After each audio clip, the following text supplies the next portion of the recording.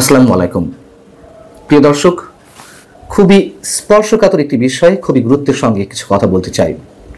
সেনাবাহিনীকে বিতর্কিত করতে কিংবা সেনাবাহিনীর মেরুদণ্ড ভেঙে দিতে নানান ধরনের চক্রান্ত চলছে, সে কথা আমরা সবাই জানি। এবং নতুন করে আওয়ামী লীগের শাসন আমলে যেসব সেনা সদস্য চাকরিচ্যুত হয়েছেন অথবা বাধ্যতামূলক অবসরে পাঠানো হয়েছে, তাদের একটি প্ল্যাটফর্ম গড়ে উঠেছে এবং সেই প্ল্যাটফর্মের মাধ্যমে যে আন্দোলন, তার মধ্য দিয়ে আমরা ভয়ঙ্কর কিছু ইঙ্গিত পাচ্ছি। প্রথমেই বলতে চাই, অবশ্যই যদি কোনো সেনা সদস্য অন্যায়ভাবে চাকরিচ্যুতির শিকার হন কিংবা বাধ্যতামূলক অবসরে কাউকে পাঠানো হয়, তাদের সবারই যে কারোরই প্রতিকার পাওয়ার উপায় আছে এবং তারা অধিকার রাখেন। কিন্তু যে আন্দোলনটি চলছে সেই আন্দোলনের সঙ্গে কোনো রাজনৈতিক দলের সম্পৃক্ততা আছে কিনা এবং এই আন্দোলনকে সামনে রেখে সেনাবাহিনীর মেরুদণ্ড ভেঙে ফেলার একটি নতুন চক্রান্ত কিনা, সেটি আমাদের একটু বোঝা দরকার। আমি কিছু তথ্য প্রমাণ দিয়ে কিছু কথা বলতে চাই। প্রথমে কথা হচ্ছে যে এই সেনা সদস্যরা কিভাবে এতটা বেপরোয়া হয়ে উঠলেন। প্রথম কথা হচ্ছে, এই সাবেক সেনা সদস্যরা কিভাবে এতটা বেপরোয়া হয়ে উঠলেন। বিশেষ কোনো রাজনৈতিক দলের ইন্ধনে এই আন্দোলনটি হচ্ছে কিনা, সেটিও খুব গুরুত্বপূর্ণ প্রশ্ন। তারা যে 4 দফা দাবিতে আন্দোলন করছে, সেই 4 দফা দাবি হয়তো আপনারা অনেকেই জানেন, তারপরে একটু বলি আপনাদের সামনে। 1 নম্বর, চাকরিচ্যুতির সময় থেকে অদ্যাবধি সম্পূর্ণ বেতন ভাতা ও অন্যান্য সুযোগ সুবিধা সহ চাকরি পুনর্বহাল।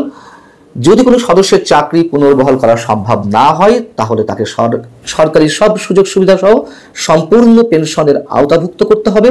যে আইন কাঠামো ও একতরফা বিচার ব্যবস্থায় শত শত সশস্ত্র বাহিনীর সদস্যদের চাকরিচ্যুত করা হয়েছে, সেই বিচার ব্যবস্থা এবং সংবিধানের আর্টিকেল 45 সংস্কার করতে হবে।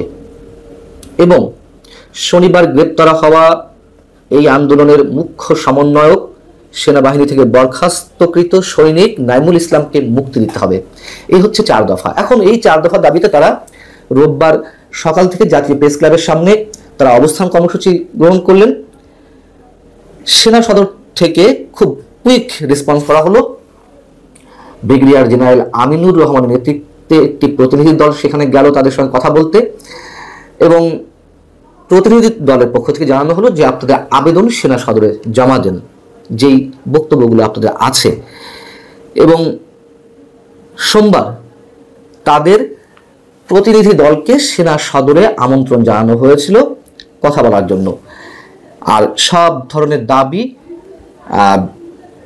পূরণ করার একটা মৌখিক আশ্বাস দেওয়া হয়েছিল। কিন্তু আন্দোলনরত সাবেক সেনা সদস্যরা প্রতিনিধি দলের এই মৌখিক আশ্বাসে তারা আশ্বস্ত হতে পারেননি, বরং তারা কি করলেন, তারা প্রতিনিধি দল যখন চলে আসছিল সেনাবাহিনীর কর্মকর্তাদের যে গাড়ি, সেটির পথরোধ করলো।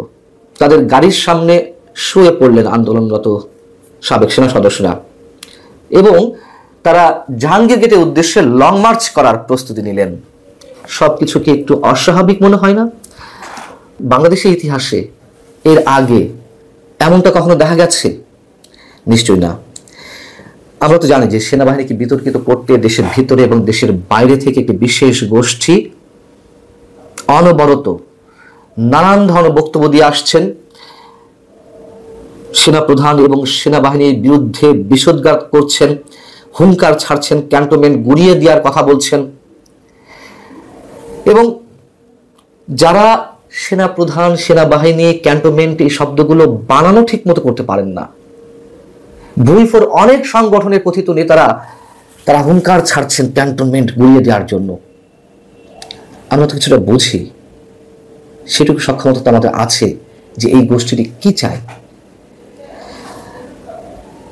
সেনা সদস্যদের চাকরির ক্ষেত্রে বা তাদের যে সার্ভিস রুল অত্যন্ত কঠোর আমরা জানি। ধরুন কোনো কমান্ডিং অফিসারের অধীনে থাকা কোনো সেনা সদস্যের চাকরি যদি সেই কমান্ডিং অফিসার বা সিও তিনি সিদ্ধান্ত নেন যে তাকে চাকরিতে রাখবেন না, ওই পর্যন্ত কিন্তু শেষ নয়। ব্রিগেড কমান্ডের যিনি দায়িত্বে থাকেন তাকে এই বিষয়টি হ্যান্ডেল করতে হয়, পুঙ্খানুপুঙ্খ সবকিছু বিবেচনা করে তারপর বরখাস্ত পদোন্নতির জন্য সেনাপ্রধান বারবার আবেদন করতে হয়, এবং যদি কারো চাকরি যায় তার আবার সেনাপ্রধানের কাছে আবেদন করার রাইটস আছে, এবং 6 মাসের মধ্যে নিষ্পত্তি করতে হয়। আমি যতদূর জানি অন্তত সদস্যদের ক্ষেত্রে কারো চাকরি এ পর্যন্ত অন্যায়ভাবে যায়নি। আমরা তো সবাই জানি যে সেনাবাহিনী একটি সুশৃঙ্খল বাহিনী, সবাই জানি। হ্যাঁ, অবশ্য উচ্চ পদস্থ কিছু কর্মকর্তা বা কর্মকর্তাদের কেউ কেউ গুরুতর অপরাধের সঙ্গে তারা জড়িত হয়েছেন, এ ধরনের অভিযোগ আছে, এবং এই সত্যতাও কোনো কোনো ক্ষেত্রে আছে। কিন্তু সেনা সদস্যরা এই ধরনের অপরাধের সঙ্গে জড়িত হওয়ার মানে রাজনৈতিকভাবে জড়িত হওয়ার সুযোগ খুব কম থাকে। তাদের মধ্যে রাজনৈতিক আলাপই নিষিদ্ধ। উদাহরণ হিসেবে বলি, তাদের মধ্যে যে সার্ভিস রুল এতটাই কঠোর, যেমন কোন সেনা সদস্য যদি এক্সট্রা ম্যারিটাল অ্যাফেয়ার্সে জড়িয়ে যান তার চাকরি থাকে না।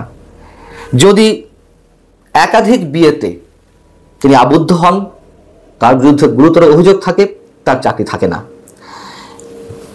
এমনকি চাকরিতে যোগদানের 6 বছর পর্যন্ত, অর্থাৎ চাকরির বয়সসীমা 6 বছর হওয়ার আগেই যদি কেউ বিয়ে করেন তার চাকরি থাকে না।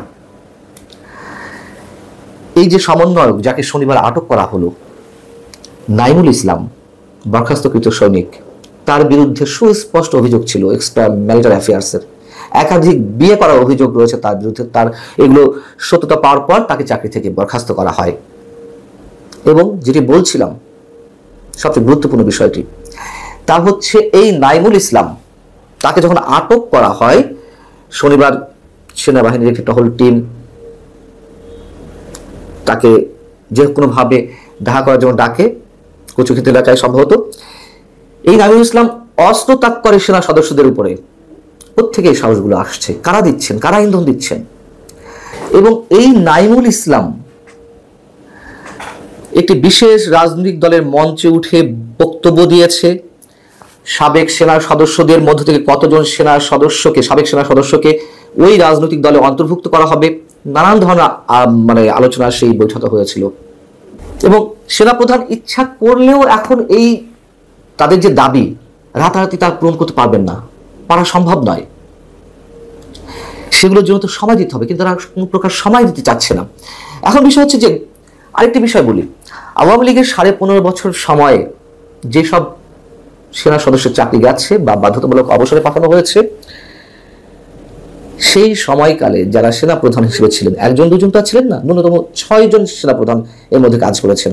আমি যদি নামগুলো বলি, আওয়ামী লীগ 2009 সালে ক্ষমতা আসার পরে General Abdul Mubin, General Iqbal Karim Bhuiyan, General Abu Bilal Mohammad Shafiul Haque, General SM Shafiuddin Ahmed, General MA Aziz, এবং সবশেষ বর্তমানে যিনি রয়েছেন জেনারেল ওয়াকারুজ্জামান।